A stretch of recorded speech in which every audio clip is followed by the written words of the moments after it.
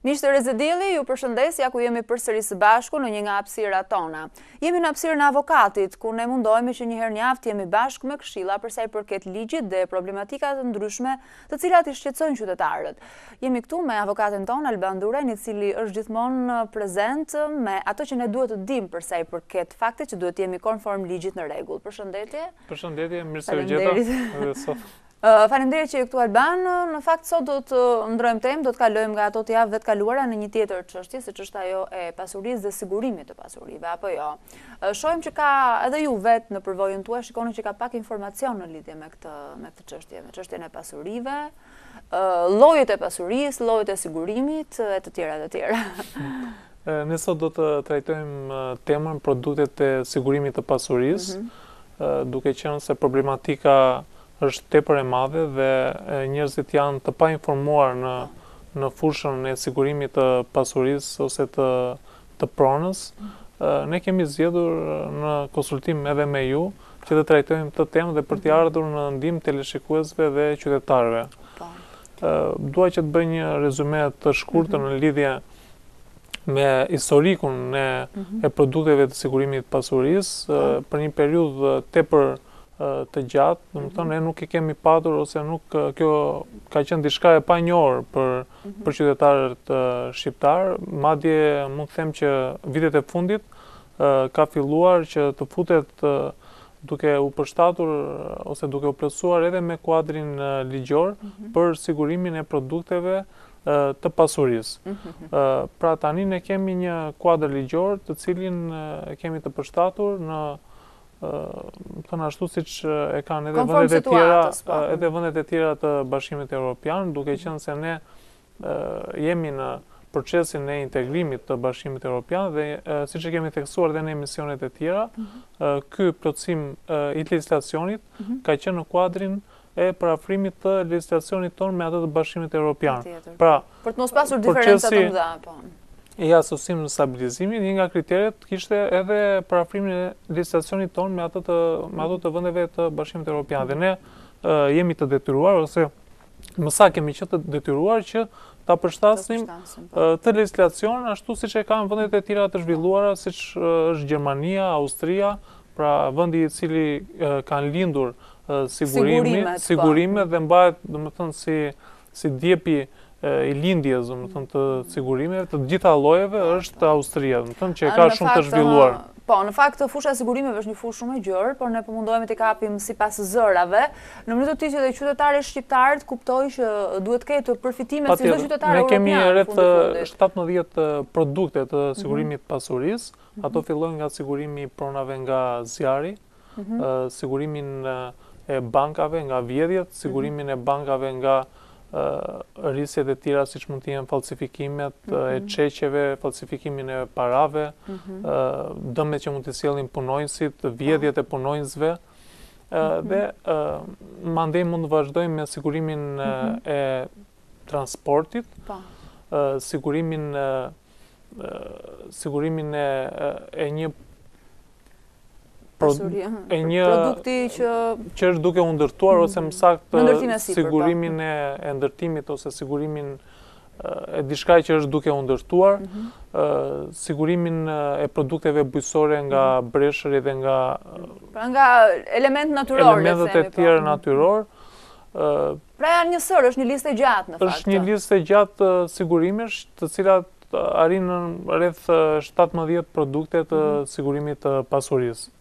Pra qytetarët tanë duhet të kenë informacion që sigurisht që çdo pjesë e rëndësishme e jetës. Sigurimin e makinerive, kemi sigurimin e biznesit, sigurimin i jetës së shtëpisë, i jetës, sigurimin e profesionit, dhe shumë sigurime tjera, të cilat ne do t'i trajtojmë një nga një në emisionin e sotëm, edhe në emisionet e tjera nëse ne nuk na premton koha. Mjafton koha, sigurisht sepse koha është e kufizuar. Në fakt qytetarët duhet ta dinë që çdo moment i jetës së tyre ka zëra të cilat përfitojnë sigurim dhe ne mund të ofrojmë një farë garancie nëpërmjet paketave që kompanitë siguruese ofrojnë. Sigurimi, domethënë, në vetvete është që personi i cili sigurohet ose subjekti privat ose publik, qoftë ai, domethënë, i cili ynë në këtë kontratë sigurimi me një kompani sigurimi, e bën që aktiviteti që ai zhvillon, do të thënë, është më i sigurt, nuk shkon dëm,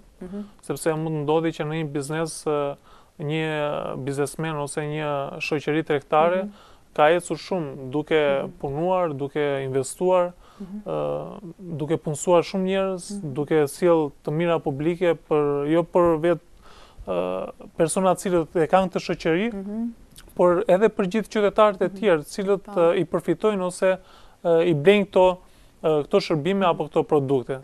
Pra mund të ndodhi që në një fabrikë, fjala vjen për punimin e një produkti të caktuar, mund të ndodhi që në një moment caktuar të ketë një shkëndijë elektrike dhe pra situata të paparashikuara, që mund të shkatrojnë ose dëmtojnë biznesin. E shkatrojnë, biles mund të them nga praktika që ka patur raste që investitorët ose personat që kanë patur këto shoqëri tregtare kanë kaluar në depresione shumë të mëdha, kanë kaluar, domethënë, probleme shumë të mëdha sociale, pasi ata duke patur një pasuri dhe aktivitet saktuar në të cilin kanë investuar për gjithë jetën e tyre dhe për një ditë i është hedhur në erë, domethënë, nga një shkëndijë elektrike dhe domethënë ka pasur dëme të parë. Ka shkuar në zero gjithë jeta e tyre. Gjithçka në zero, duke u bërë shumë me i edhe duke ndendur në mes të 4 rrugëve, domethënë, dhe në hapësirë. Kështu që fusha sigurimeve jep mundësinë që të mos jemi të rrezikuar në të gjitha aktivitetet që kryejmë. Të mos jemi ta lëmë veten, domethënë, në mëshirë të Zotit ose në mëshirë të fatit. Nga rrethana të panjohura dhe momente të paditura. Ne investojmë çdo ditë, ne punojmë çdo ditë. Duke qenë se ne punojmë dhe investojmë çdo ditë, ne duhet që këtë punë ta kemi të siguruar. Këtë investim ta kemi të siguruar, duke qenë të garantuar. Duke qenë të garantuar dhe duke vazhduar punën tonë, pasi nëse do ndodhi një dëm i caktuar, kompania e sigurimit ne do na përgjigjet për dëmin që na është shkaktuar. Kjo pastaj varet në varësi të primit të sigurimit, shikojnë rast pas rastit, marrim një rast konkret, nëse një shoqëri tregtare siguron firmën apo ndërmarrjen e saj, bëhet një akt ekspertimi nga pjesëtarët e shoqërisë tregtare, duke bërë një vlerësim të gjithë prodhimit apo produktit që personi do të siguroj dhe pastaj kalon në firmosin e kontratës së sigurimit, e cila është një marrëveshje mes dy palëve dhe të dy palët duhet të jenë dakord, të bien dakord për primin e sigurimit, për masën e dëmshpërblimit që do ndodhi pas këtij dëmi, nëse hipotetik ka dëme të ndryshme, dhe çdo gjë shkon në rregull. Por ajo që mua më shqetëson dhe këshilloj gjithë qytetarët ose personat të cilët merren me biznes, është sepse ata mendojnë që ky është një lek ose një para e shpenzuar kot. Por kjo në të vërtetë nuk është një para e shpenzuar kot. Si logjikë diskutohet kjo? Ata mendojnë se kjo para, domethënë, i shkon kompanive të sigurimit dhe mendojnë se nuk do ketë asnjë dëm mendojnë që s'do jetë kurrë nevojshme që të përfitojnë nga këto pagesa që bëjnë një herë në vit, më duket. Po, një herë në vit edhe thonë që ne pse ta paguajmë të pagesë, ndërkohë që ne kemi detyrime të tjera, kemi taksa, kemi tatime, mund kemi qira, mund kemi punëtor. Po, sigurisht në sipërmarrës ka shumë detyrime dhe shumë më mirë është një shpenzim ose një fitim më pak në vit dhe i sigurt sesa përballë të panjohurës, le të themi, situatave që nuk i dihet se ku të çojnë. Sepse mund të ndodhi që në një fabrikë mund të prishet makineria, mund të bjeri e zën vinçi, që mund të ketë kushtuar, më thënë, shumë të mëdha me mijëra euro. Dhe pronari nuk ka mundësi që ta paguaj, mund të ketë marrë kredi për atë pajisje. Do të mos qenë i siguruar? Po, nëse ai do kishte qenë i siguruar, atëherë shoqëria ose kompania e sigurimit do ta mbulonte në bazë të primit që ai kishte paguar ose të marrëveshjes apo kontratës që ai ka nënshkruar me shoqërinë e sigurimit. Pra ka shumë element të cilat janë shumë të dobishme dhe njerëzit duhet ta kuptojnë, sidomos ata që merren me biznes, që sigurimi është një deg shumë e zhvilluar në vendet e tjera, është e domosdoshme dhe e bën që tregtari ose personi që merret me biznes apo me prodhimtari e bën që të prodhojë më shumë, të jetë i sigurt, të nxjerrë produkte më cilësore në treg, të punojë me një energji më të madhe, sepse ai duke qenë njeriu i sigurt nuk do ri të mendoj ose të stresoj veten, të thotë që çfarë do ndodhi sot apo çfarë do ndodhi nesër. Po, sigurisht që në të gjithë zërat që ne përmendëm, për sa i përket llojeve të sigurimit, kështu ekzekutohen dhe kontratat apo çfarë lloj paketash sigurimi mund të ofrohen në bazë të nevojave? Si kryen këto kontrata, këto marrëveshje? Këto kontrata... Se ju thatë që ka deri dhe tek fatkeqësitë natyrore, deri tek kafshët e punës, do thonë dhe për elemente që ndoshta gjithsecili nga ne nuk i mendon po, që edhe ekzistonin. për kafshët e punës, domethënë ekziston. Për një fermer, për një person që jeton në fshat. Marrim rastin e produkteve bujqësore. Për shembull, produkte bujqësore, fermeri i cili merret me produkte bujqësore, gjithmonë ai merret me atë punën e vet, i bën zmetin fermës vet, domethënë me aq njohuri, është i profilizuar në atë punë që ai bën. Mund të ndodhi që në një ditë saktuar dhe në Shqipëri ka ndodhur shpesh. Nuk ndodh rrallë. Po, ka ndodhur që ne duke qenë një vend mesatar, mund të ndodhi që njëherë në kaq kohë mund gjatë kohës së verës ose gjatë kohës së pranverës mund të ndodhi një breshër, mund të bjerë një breshër. Merën e këtij breshëri shkatërrohen ose prishen gjitha prodhimet bujqësore. Ndoshta edhe kafshët në një kullot ose kafshët, domethënë mund të kenë rreziqe nga më të ndryshmet. Atëherë fermeri me shumë mundim e ka ngritur atë fermë, ka investuar aty, ka punuar, domethënë ne dimë që të mbash një biznes në Shqipëri është shumë e vështirë, sidomos prodhimet bujqësore e kanë fitimin shumë herë më të ulës, sepse e dimë që ne ka shumë hallka problematike të cilat... Ka problematika të cilat ne mund t'i prekim edhe në emisionet e tjera. Dhe fermeri ngelet pasaj në qell të hapur, sepse nuk e ka siguruar. Nëse fermeri do ta siguronte produktin e tij, atëherë ai do të ishte i dëmshpërblyer nga kompania e sigurimit.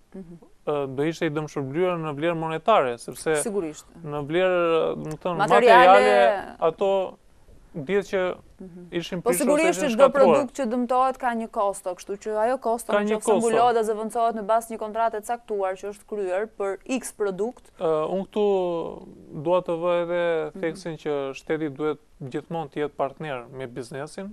Duhet madje unë them që duhet ta vëri si një zë të detyrueshëm. Mund të uli një taks më shumë dhe ta vendosi këtë sigurimin e biznesit. Në favor të sigurimit, po. Ta vendosi, domethënë, të detyrueshme me ligj, sepse duke qenë e detyrueshme me ligj, edhe njerëzit që merren me biznes, qytetarët janë të detyruar që ta bëjnë të sigurim. Kthehet në një lloj edukate pastaj. Kthehet në një lloj edukate sepse duke qenë se penalizohesh me një gjop të caktuar, atëherë ti detyruar që ta bësh të sigurim. A ka shtete që e kanë të detyrueshme me ligj? Shtetet e përmendëm, Austria, të gjitha vendet e Bashkimit Evropian pothuajse e kanë të detyruar me ligj. Pastaj ata e kanë dhe kulturë. Duke qenë se kanë shumë vite në ekonomi tregu, e dinë se çfarë do të thotë një fatkeqësi natyrore. E dinë çfarë do të thotë një prodhim i shkatruar. Po, një humbje, një dëmtim, që është, domethënë, një produkt që është nxirr me shumë mundim dhe një shkatim, domethënë, me një ditë saktuar. Kompanitë e sigurimeve që operojnë në Shqipëri, këtu tek ne pra, janë të sqaruar mirë për sa i përket kontratave, llojeve të sigurimit në bazë të produkteve? Nga informacioni që unë kam, pothuajse të gjitha kompanitë e sigurimeve ofrojnë këtë si produkt. Madje mund të them që ka pasur edhe disa raste që fabrika cilat kanë qenë me emër tonë në Shqipëri dhe ju ka ndodhur një dëm i tillë, e kanë përfituar këtë dëm material nga kompanitë e sigurimit. Përderisa ka një kontratë, por jo të gjitha kompanitë e sigurimit i përgjigjen, siç diskutuam herën e kaluar, që jo të gjitha kompanitë ka raste problematike sepse ka raste siç diskutuam për dëmet motorike që kompanitë e sigurimit nuk i përgjigjen klientit për atë që ka paguar. Mund të ndodhi ose ka ndodhur që ato nuk janë përgjigjur për Dëmin që është shkaktuar Edhe pse kanë qenë edhe pse kanë qenë siguruar, në një kontratë, një marrëveshje. Janë detyruar personat që kanë qenë të siguruar që t'i drejtohen gjykatës dhe të kalojnë kohë, megjithëse e kanë marrë, domethënë, drejtësinë ose të drejtën për atë kontratë, por i është dashur që ta harxojnë kohë dhe sigurisht ekzistojnë dokumente ku janë firmat e të dy palëve dhe këto janë gjëra që nuk mund të shpëtosh dot apo jo? Patjetër, nuk i po unë kam shumë shpresë dhe mendoj që edhe kjo fushë do të zhvillohet edhe në Shqipëri. Mirë, unë shpresoj që të kemi ngjallë shumë interes me atë çka nisëm të diskutojmë sot, dhe në emisionin tjetër ne do të kemi një vazhdimsi për sa i përket produkteve që mund të sigurojnë qytetarët dhe pse jo të informojmë ata më tepër në lidhje me nevojat që kanë për sa i përket paketave të ndryshme në fushën e sigurimeve, sigurimit të pasurisë në rastin konkret. Unë ju falenderoj që ishit këtu. Faleminderit shumë. Shihemi javën tjetër për temat që ne diskutojmë. Faleminderit, punë të mbarë. Atëherë miqtë e mi, unë ju falenderoj që na ndoqët dhe sot në hapësirën e avokatit, ku u përpoqëm të diskutonim çështjen e sigurimit të pasurisë.